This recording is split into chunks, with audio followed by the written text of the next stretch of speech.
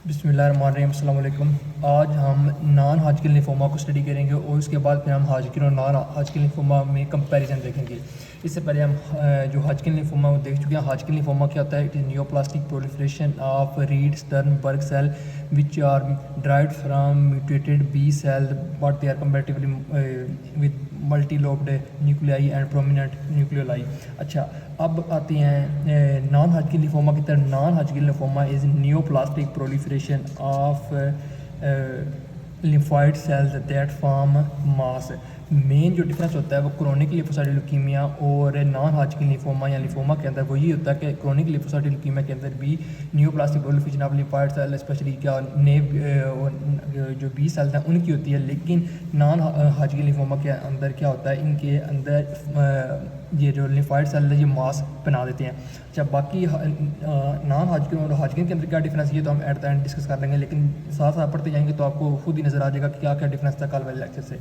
अच्छा, सबसे पहले तो इसकी डेफिनेशन होगी, फिर इसके बाद आते हैं इसकी क्लासिफिकेशन इसकी जो है ना वो बेसिकली डिपेंड करती है, मेनली इस बात पर डिपेंड करती है कि जो नियोप्लास्टिक सेल्स हैं वो कौन से सेल्स हैं। वो बी सेल्स हैं, अगर वो बी सेल्स हैं तो उनका साइज़ क्या है? पहले तो टाइप ऑफ सेल पर डिपेंड करती है, फिर इसके अलावा जो मेन चीज़ डिपेंड करती है वो है साइज़ पर डिपेंड करती है, फिर इसके अलावा साइटोजेनिक अपनॉर्मैलिटीज़ पे भी डिपेंड करती है, सरफेस मार्कर्स पे भी डिपेंड करती है। लेकिन मेन दो चीज़ें जिन पर साइज क्लासिफिकेशन डिपेंड कर रही है वो सेल का जो टाइप है और जो साइज़ है, इन दोनों पर डिपेंड करती है। इसकी क्लासिफिकेशन को तीन ग्रुप्स में डिवाइड किया हुआ है।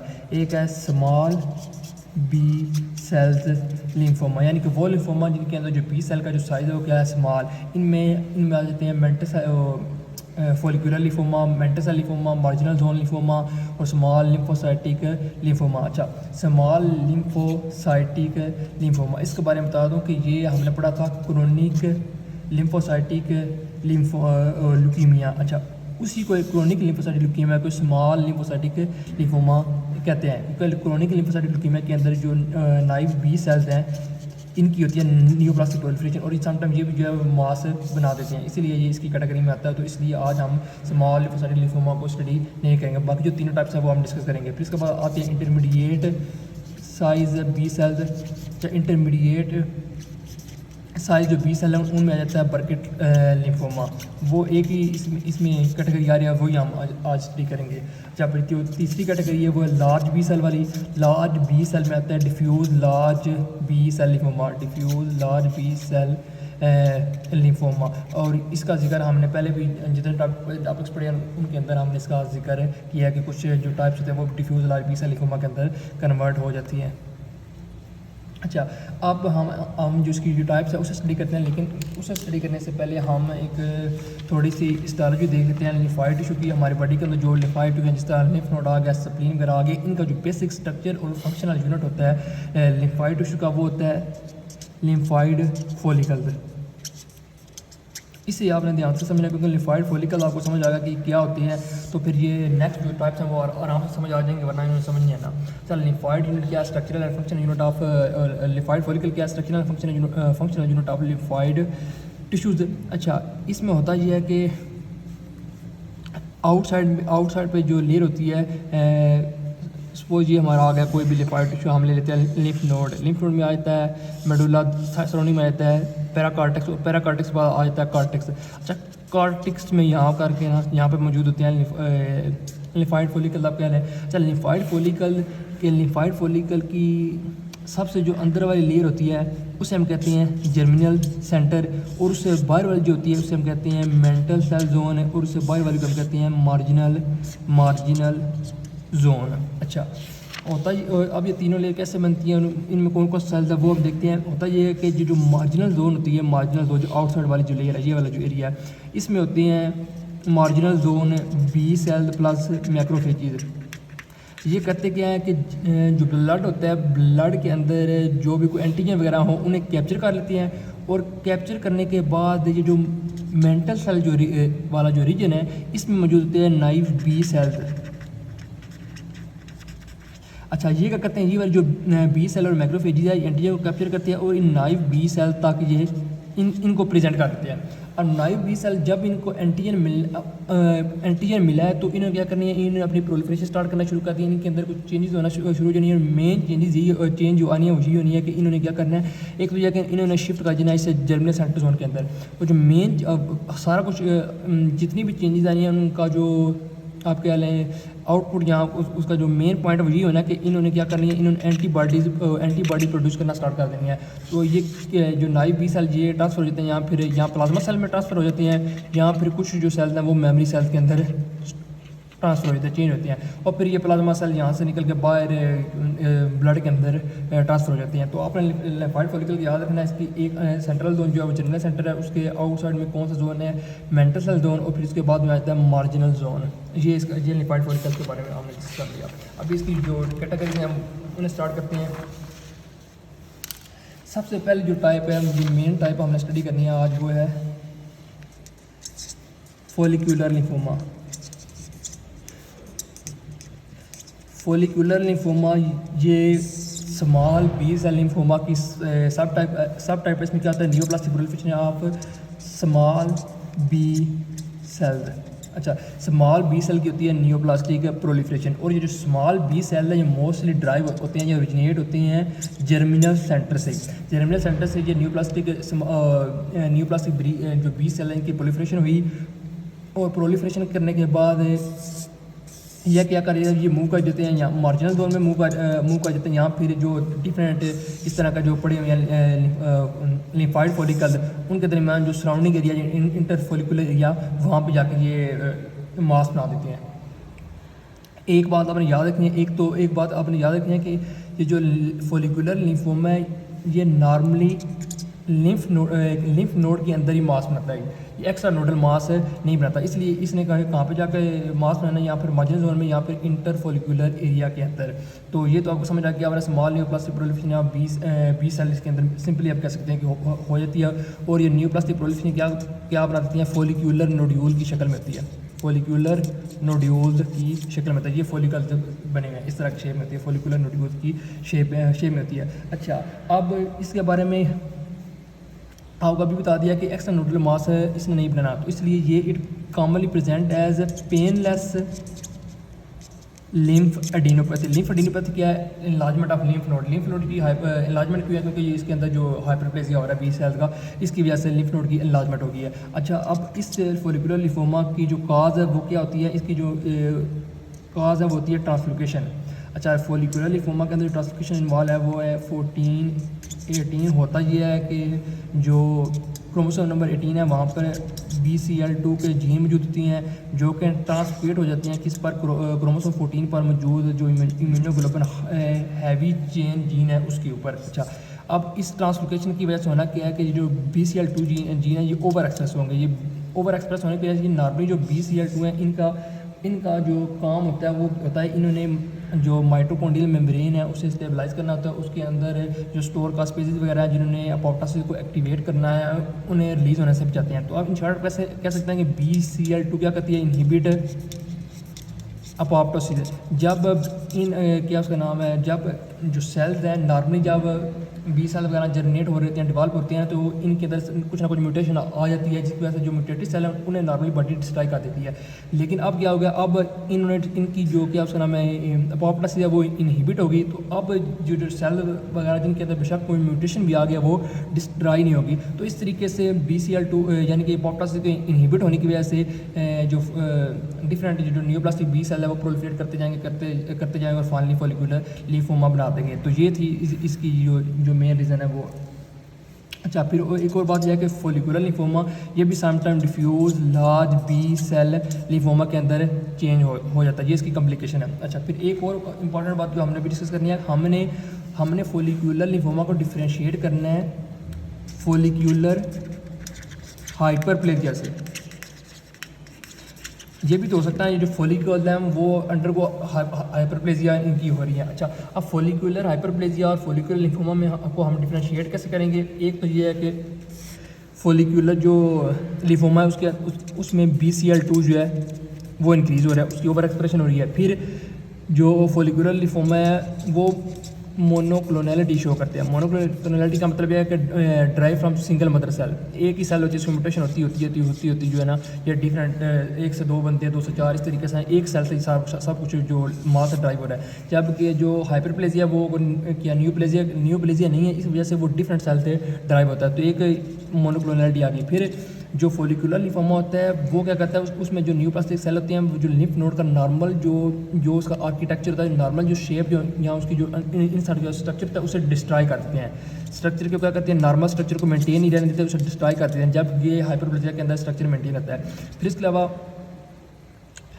जो फोलिकुलर हाइपरप्लेजिया है उसमें एक special type of macrophage present होता है, जिसे हम कहते हैं टिंजिबल माइक्रोफेज बॉडी। तो टिंजिबल मैक्रोफेज बॉडी जो है वो हाइपरप्लेजिया के अंदर प्रेजेंट होती है, जबकि फोलिकुलर लिम्फोमा में प्रेजेंट नहीं होती। ये एक और ये डिफरेंस आ गया। अच्छा, अब हम मूव करते हैं जो सेकंड टाइप है उसकी तरफ। सेकंड टाइप है मेंटल सेल लिम्फोमा। अच्छा, इस मेंटल सेल लिम्फोमा क्या होना है कि neoplastic proliferation of small B cell होनी है, और जो स्मॉल न्यूप्लास्टिक बी सेल है उन्होंने क्या कर देना है, इन्फिल्ट्रेट कर देना है मेंटल जोन के अंदर, और मेंटल जोन की क्या करवा देनी है, एक्सपेंशन करवा देनी है। इसने जो मेंटल जोन है उसे एक्सपेंड करवा देना है। इसी बेस पर इसका नाम लिखा हुआ है मेंटल सेल लिम्फोमा। अच्छा, मेंटल सेल लिम्फोमा भी क्या है, ये भी present as painless lymph adenopathy. Lymphadenopathy क्यों रही है, वही हाइपरप्लेजिया हो रहा है, यानी कि इसके अंदर जो सेल है वो इंक्रीज हो रहे हैं। अच्छा, फिर इसके बाद हैं इसकी जो काज है वो क्या है, इसके अंदर भी इन्वॉल्व होती है ट्रांसलोकेशन 11-14। मेंटल सेल लिम्फोमा के अंदर कौन सी ट्रांसलोकेशन है, T11-14। इसके अंदर होता ये है कि जो क्रोमोसोम नंबर 11 है उसके ऊपर एक साइक्लिन D1 जीन प्रेजेंट होता है, वो ट्रांसक्रिप्ट होता है क्रोमोसोम 14 पर मौजूद IGH जीन की हैवी चेन के साथ, और इसकी वजह से जो साइक्लिन D1 है वो ओवर एक्सप्रेस हो जाती है। और साइक्लिन 3rd चैप्टर के अंदर हमने पढ़ा था कि साइक्लिन डिपेंडेंट काइनेसिस जी क्या करती हैं, ये सेल साइकिल है उसकी जो डिफरेंट चेक पॉइंट्स हैं उन्हें क्रॉस करने में हेल्प करते हैं। इस वजह से ये जो G1 फेज से S फेज के अंदर एंट्री करने में ये हेल्प करते हैं। ये G1 में से जो स्टोर सेल होता है उसे ये S फेज के अंदर कन्वर्ट करते हैं, इसलिए इस तरह ये क्या करते हैं, सेल डिवीजन का जो प्रोसेस है उसे स्पीड अप करती हैं, और इस तरीके से जो नॉर्मल जो सेल की जो डिवीजन जो रेगुलेट हो रही है वो रेगुलेशन मेंटेन नहीं रहती, और जो सेल है वो अंडर को न्यूप्लास्टिक प्रोलिफरेशन हो जाते हैं। तो ये हमने पढ़ लिया इसके बारे में, मेंटल सेल लिम्फोमा के बारे में। डिस्कस करते हैं अब इसकी जो 3rd टाइप उसकी तरफ, which is marginal zone lymphoma. अच्छा, मार्जिनल जोन लिम्फोमा के अंदर क्या होना है, neoplastic proliferation small B cell होनी है that infiltrate the marginal zone and expand the marginal zone.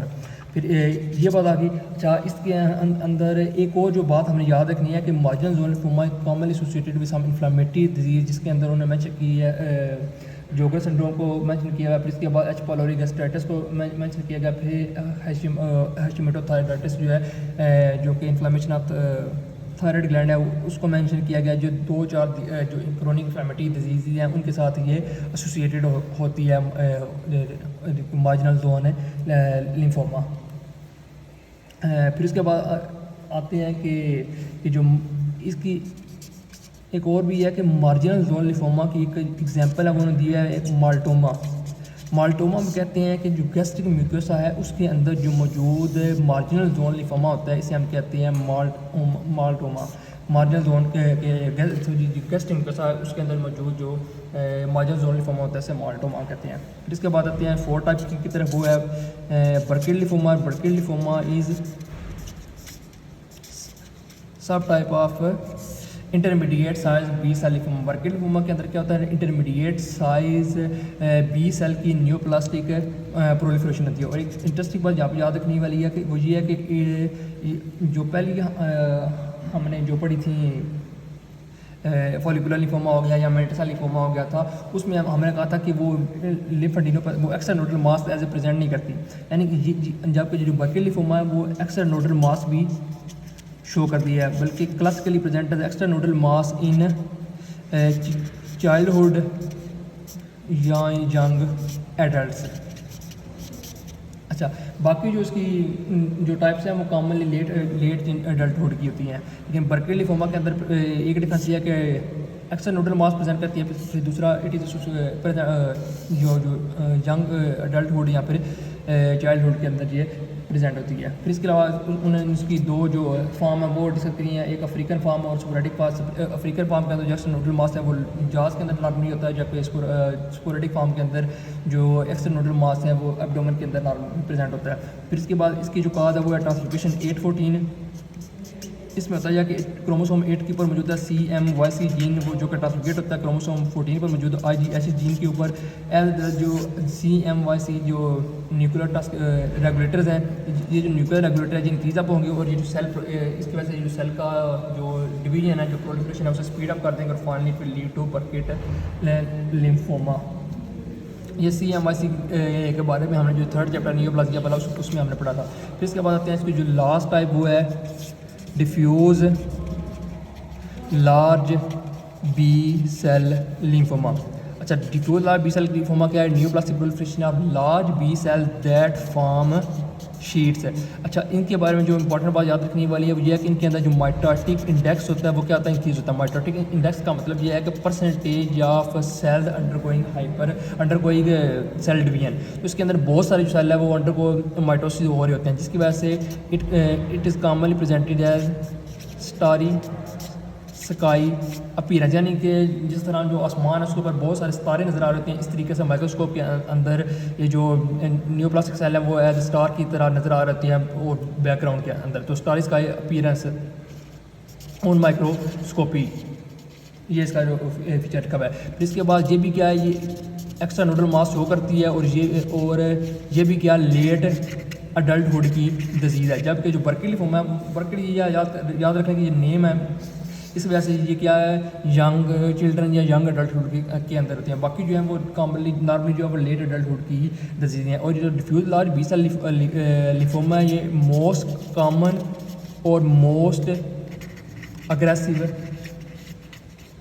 Type होती है। और इसके बारे में ये भी ये बात याद रखनी है कि ये खुद बहुत भी राइज होता है, यहाँ पे जो दूसरी जो टाइप्स हैं उनसे भी ये ट्रांसफॉर्म होता है। जिस तरीके से हमने पढ़ा फॉलिकुलर लिम्फोमा भी diffuse large B cell lymphoma के अंदर कन्वर्ट होता है। फिर इसके बाद जो स्मॉल लिम्फोसाइटिक लिम्फोमा या फिर जिसे आप कह रहे हैं क्रोनिक लिम्फोसाइटिक ल्यूकीमिया कह रहे हैं, वो भी diffuse large B cell lymphoma के अंदर चेंज हो सकती है। तो इसके साथ ही जो हमारा नॉन हाजकिन लिम्फोमा वो तो अब कंप्लीट हो गया। अब हमने नॉन हाजकिन लिम्फोमा और हाजकिन लिम्फोमा में कंपेरिजन जो है वो हमने देखना है। तो कुछ जो फीचर्स हैं वो हम इन दोनों के जो वो कंपेयर करेंगे। इस तरफ हम लिखते हैं नॉन हाजकिन और इस तरफ हम लिखते हैं हाजकिन। अच्छा, पहले फिर हम 7 से 8 फीचर्स है जो उन्होंने कंपेयर किए हैं। उनमें सबसे पहली होती है फ्रीक्वेंसी का मतलब है कि कौन सी जो टाइप है वो कॉमन है। तो जो non Hodgkin lymphoma 60% of cases होते हैं लिम्फोमा की वो नॉन हाजकिन लिम्फोमा की होती हैं, जो 40% होते हैं वो होती हैं हाजकिन लिम्फोमा की। फिर इसके बाद लिखा गया स्प्रेड का मतलब है कि कौन से एरिया में स्प्रेड करती है, यानी कि नोडल है या एक्स्ट्रा नोडल है, या फिर इसका जो पैटर्न ऑफ स्प्रेड किया है वो डिफ्यूज़ है या फिर किसी पर्टिकुलर एरिया के अंदर ही लिमिटेड है। तो नॉन हाजकिन लिम्फोमा जिस तरीके से हमने पहले पढ़ा ये एक्स्ट्रा नोडल भी हो सकती है।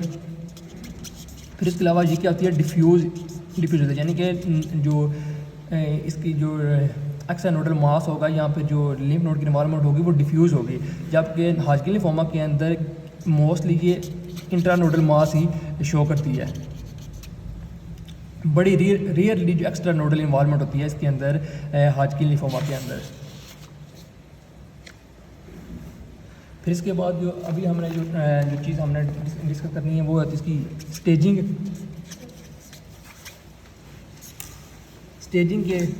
के अंदर ये है कि ये जो नॉन हाजकिन लिम्फोमा है इसकी जो स्टेजिंग है इसकी इतनी ज़्यादा इंपॉर्टेंट नहीं ट्रीटमेंट के अंदर, जबकि जो हाजकिन लिम्फोमा है इसकी जो स्टेजिंग है ये रिलेटिवली इंपॉर्टेंट होती है ड्यूरिंग ट्रीटमेंट, क्योंकि ये रेडियोथेरेपी को गाइड करती है। फिर इसके बाद हम देखते हैं मैलिग्नेंट सेल कौन सी होती हैं। तो नॉन हाजकिन लिम्फोमा के अंदर जो मैलिग्नेंट सेल होती हैं वो होती है लिम्फाइड सेल, यानी कि बी सेल हमने डिस्कस किए हैं अभी तक।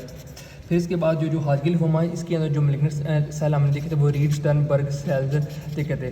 फिर जो लिम्फाइड माफ जो इसका बनता है, यानी कि जो भी ये मास्क बनाते हैं उसके अंदर जो मेन कंपोजिशन होती है वो इन्हीं लिम्फाइड सेल की होती है। जबकि हाजकी लिम्फोमा के अंदर जो मेन कंपोजिशन थी वो इन्फ्लामेटरी सेल थी, जो हमने देखे थे वो बेजोफिल हो गए, ईओसिनोफिल हो गए, न्यूट्रोफिल हो गए, फिर इसके बाद फाइब्रोसिस वगैरह भी इनके अंदर शो हो रही थी। तो ये भी इनके दरमियान एक डिफरेंस आ गया। फिर इसके बाद क्लिनिकली जो नॉन हाजकी लिम्फोमा है वो पेनलेस लिम्फ एडिनोपैथी शो करती है, और यूजुअली जो लेट एडल्टहुड है उसकी ये डिजीज़ है। जबकि जो हाजकी लिम्फोमा है वो क्या होती है, वो पेनलेस लिम्फ एडिनोपैथी शो करती है, लेकिन इसमें डिफरेंस ये है कि नॉर्मली ये जो यंग एडल्ट हैं उनमें शो होती है, क्योंकि हाजकी नेम है तो याद कर लें कि यंग एडल्ट में होगी। फिर इसके बाद आती है ल्यूकीमिक फेज़। ल्यूकीमिक फेज़ का मतलब ये है कि ये जो मास है ये ब्लड के अंदर इसकी एंट्री है। तो नॉन हाजकी लिम्फोमा के अंदर जो ल्यूकीमिक फेज़ है जो ब्लड के अंदर इसकी एंट्री है वो होती है, जबकि हाजकी लिम्फोमा के अंदर इसकी जो ल्यूकीमिक फेज़ वो नहीं होता, ये ब्लड के अंदर स्प्रेड नहीं करती। तो ये हमने कंपैरिजन कर लिया हाजकी और नॉन हाजकी लिम्फोमा के अंदर। अब इसी सारी चीज़ को हम बुक से जल्दी से देख लेते हैं। ये आ गई हमारी नॉन हाजकी लिम्फोमा। नॉन हाजकी लिम्फोमा वही उन्होंने लिखा हुआ है, इसको फर्दर कैटेगराइज किया on the basis of cell type, B cell, T cell है, सेल साइज पे, पैटर्न ऑफ ग्रोथ पे, expression of surface marker, cytogenetic translocation, सब कुछ हम डिस्कस कर चुके हैं। स्मॉल बी सेल लिम्फोमा आ जाता है, follicular lymphoma, mantle cell lymphoma, marginal zone lymphoma, small lymphoplasmacytic lymphocytic lymphoma, ठीक है। फिर इसके बाद इंटरमीडिएट साइड बी सेल में आता है Burkitt lymphoma, large B cell lymphoma, diffuse large B cell lymphoma आता है, सब कुछ हम डिस्कस कर चुके हैं। इसके बाद पहले जो टाइप है फॉलिकुलर लिम्फोमा उसे बताया गया है। फॉलिकुलर लिम्फोमा में neoplastic proliferation small B cell वही that form follicle like nodule present in late adulthood with painless lymph adenopathy, वही इसकी नॉर्मल जो प्रेजेंटेशन है वही है लेट एडल्टहुड में विद पेनलेस लिम्फ एडिनोपैथी। जो काज है वो ट्रांसलोकेशन T14 18 है वो डिस्कस कर चुके हैं। फिर जो इसका ट्रीटमेंट है वो डिफरेंट कीमोथेरेपी के जरिए हम कर सकते हैं, और समटाइम ये प्रोग्रेस कर जाती है diffuse large B cell lymphoma के अंदर, which is its important complication, ये भी हम डिस्कस कर चुके हैं, ठीक है। अब फॉलिकुलर लिम्फोमा और फॉलिकुलर हाइपरप्लेजिया के अंदर क्या डिफरेंस है। फॉलिकुलर लिम्फोमा के अंदर क्या होता है, लिम्फ नोड की डिस्ट्रप्शन होती है नॉर्मल आर्किटेक्चर की, जबकि हाइपरप्लेजिया के अंदर नहीं होती। फिर इसके बाद जो फॉलिकुलर हाइपरप्लेजिया उसके अंदर टिंजिबल बॉडी मैक्रोफेज होती है इन जर्मिनल सेंटर। अच्छा, फिर जो BCL2 है उसकी ओवर एक्सप्रेशन होती है इन फॉलिकुलर लिम्फोमा, जबकि फॉलिकुलर हाइपरप्लेजिया के अंदर नहीं होती। जबकि फॉलिकुलर जो लिम्फोमा क्या होती है वो मोनोक्लोनैलिटी शो करता है, क्योंकि ये न्यूप्लेजिया की जो टाइप है। फिर इसके बाद आते हैं हम मेटासेल लिम्फोमा के अंदर neoplastic proliferation small B cell that expand the mantle zone, वही सारा कुछ डिस्कस कर चुके हैं। Present in late adulthood painless lymph adenopathy, common presentation इसकी यही है। ट्रांसलोकेशन 11-14 इसकी जो रीज़न है वही है कि साइक्लिन D1 जीन ट्रांसमिट हो जाता है क्रोमोसोम 14 पर मौजूद जो IG चेन का जो हैवी जीन है, मतलब IG हैवी जो चेन है उस तक इसकी वजह से साइक्लिन D1 की ओवर एक्सप्रेशन होती है, G1 को स्पेस ट्रांजिशन होती है और नियोप्लास्टिक प्रोलिफरेशन फैसिलिटेट होती है। सारी वही कॉमन चीज़ें। Marginal zone lymphoma neoplastic proliferation small B cell expand the marginal zone associated with chronic inflammatory disease Hashimoto thyroiditis H pylori आप कह लें। फिर इसके बाद माल्टोमा को डिस्कस किया, वही माल्टोमा मार्जिनल जोन लिम्फोमा होता है इन गैस्ट्रिक म्यूकोसा। फिर Burkitt lymphoma neoplastic proliferation intermediate size B cell, अच्छा कॉमनली एसोसिएटेड विद EBY। अच्छा, फिर इसके बाद प्रेजेंट कॉमनली इसकी बताया कि ये एक्स्ट्रा नोडल मास शो करती है चिल्ड्रन या यंग एडल्टहुड। बाकी सारी क्या है वो बाकी सब के बारे में ये है कि वो लिम्फ नोड की लाजमत कर रही हैं, प्लस वो ये है कि वो लेट एडल्टहुड की डिजीज़ हैं, जबकि ये क्या है, ये यंग एडल्टहुड की डिजीज़ है। अच्छा, फिर इसके बाद जो उसकी दो फार्म्स है, अफ्रीकन फार्म जो जा को इन्वॉल्व करती है, स्पोरेडिक फार्म है डोमन को इन्वॉल्व करी, बहुत सारी चीज़ें। और ट्रांसलोकेशन के अंदर T18-14 CMYC जीन जो ट्रांसफिकेट हो जाता है क्रोमोसोम 40 के ऊपर, उसकी ओवर एक्सप्रेशन हो जाती है, जो क्या करता है सेल की ग्रोथ को प्रमोट करता है। हाई माइटोटिक इंडेक्स प्लस स्टारिस का अपीयरेंस ऑन माइक्रोस्कोपी वो भी डिस्कस कर चुके हैं। Diffuse large B cell lymphoma neoplastic proliferation large B cell that grow in sheet वो भी पढ़ चुकी हैं। क्लिनिकली मोस्ट कॉमन टाइप और मोस्ट एग्रेसिव टाइप है वो भी पढ़ चुकी हैं। अराइज स्पोरेडिकली खुद बहुत यहाँ फिर ये लो ग्रेड टाइप से भी ये ट्रांसफर हो सकती है। प्रेजेंट इन लेट एडल्टहुड ये भी कॉमन इसकी लेट एडल्टहुड में प्रेजेंट होती है, और इसमें भी अक्सर नोडल मास हम देख सकते हैं। तो ये था आज का हमारा टॉपिक।